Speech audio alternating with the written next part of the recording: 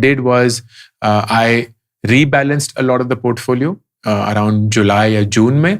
तो जो भी मेरे लॉस मेकिंग थे उन सबको मैंने बेच दिया. I bought that one stock that I want to, in fact 2 stocks that I buy, and I'm very happy with that performance. So 18.42% taking into account the losses and everything is what I'm getting, which is pretty good. 10 साल बाद इसकी value around 50 crore होगी, and 20 साल बाद इसकी अगर इसी growth पे रहा तो 275 करोड़.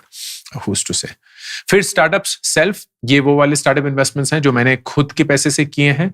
ये मैंने खुद के क्यों किए हैं और कंपनी से क्यों नहीं किए हैं? क्योंकि ये इंटरनेशनल बेस्ड है. तो ये LRS या लिबरलाइज्ड रेमिटेंस स्कीम जो है उसके थ्रू जाते हैं, जो कि कंपनी अलाउड नहीं होती है. तो 58.5 लाख टोटल इन्वेस्टेड है. इनमें मैं कोई भी ग्रोथ नहीं मानता हूं. आई ऑलवेज अज्यूम कि स्टार्टअप्स का पैसा सबका सब चला जाएगा, and I only do it for that power law कि अगर एक चल गया तो कुछ पैसे आ जाएंगे. So there is nothing to suggest कि ये ग्रो करेगा भी नहीं. तो 58.5 ही मैं मानते चलता हूं. स्टार्टअप कंपनी 2 करोड़ 31 लाख रुपए इन्वेस्ट किए गए हैं. Again I assume not to grow and it will remain the way it is. Then venture debt, ये स्टार्टअप का कर्ज वाला होता है. सो इमेजिन एक ऐसा फंड जो स्टार्टअप्स को लोन दे रहा है, क्योंकि स्टार्टअप्स को एक बैंक से लोन नहीं मिलता है and they don't get regular financing in that sense. तो इक्विटी के बेसिस पे उनको डेट भी मिलता है. So I have invested about 1.6 crore so far.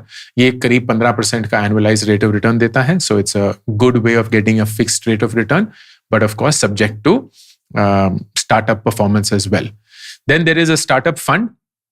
This is what has started recently. इसी साल शुरू हुआ है. I'll be making a long-term bet into that, and almost all of this investment जो है startups की जो मैं directly करता था वो अब यहाँ चला जाएगा. This is a really good fund. I am very very bullish on it. तो अभी तो सिर्फ 60 ही लाख डाले हैं, लेकिन जैसे भी वो चलेगा we will see. And again I've assumed 0%. We'll see where it goes. And then finally is real estate. हमारा जो घर है वो लास्ट ईयर करीब 3.4 CR का था, अब 3.75 का हो चुका है. So it's growing at about 7%. Again जैसे मैंने बताया, this is not something which I expect to be an investment, क्योंकि अपना घर कोई बेचने के लिए नहीं खरीदता है. So this is purely for visual representation and nothing else.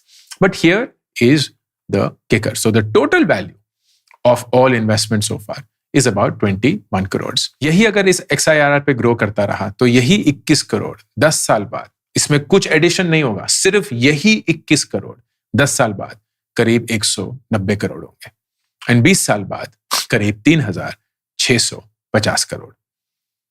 20 साल बाद मैं 65 का हूंगा.